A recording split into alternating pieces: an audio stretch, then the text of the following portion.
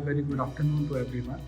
With me is Dr. Monica Arora from Shri Sukhmani Dental Hospital, Dedavasi. I welcome to you, ma'am. Please tell me something about yourself. My name is Dr. Monica Arora, and currently I'm working as professor and head of microbiology department at Shri Sukhmani Dental College and Hospital, which is near Chandigarh. And I'm also looking after the admission. I'm in charge of the admission cell of the institute. About my personal background, I have done PhD in microbiology from PGI Chandigarh, and after that I worked in the dental college in India, also in Haryana. Then I got the teaching experience of working in technical institutes in Australia, Sydney, where again I was working as senior lecturer in the medical institutes. Then I shifted back to India, and from 2011 onwards I am associated with Shri Sukhmani Dental College and Hospital.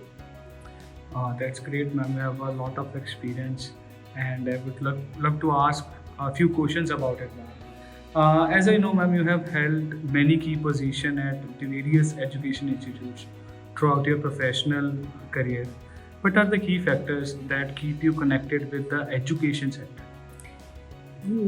Good question. Education sector is constantly developing sector, and the main factor is that you are associated with all the generations, the developing generations of our society. So you get to interact with the teenagers, and they come up with high aspiration, high dreams, and it's a very fulfilling profession when you see them achieving.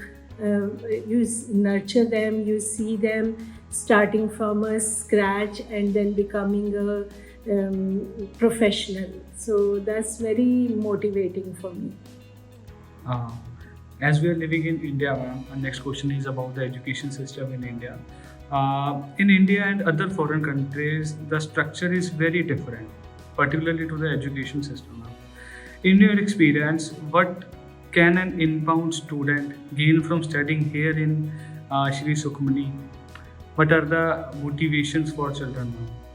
So if we compare the education system of especially the dentistry in India or in other countries, I think over there are more focus towards ethics, communication, clinical skills, and we have tried to incorporate all that in our teaching at Shri Sukhmani Dental College. That's great. If I talk about the curriculum, ma'am, in Shri Sukhmani College, what do you do to ensure this is the best practice for the industry? To be a good clinician, what you need is the good clinical skills.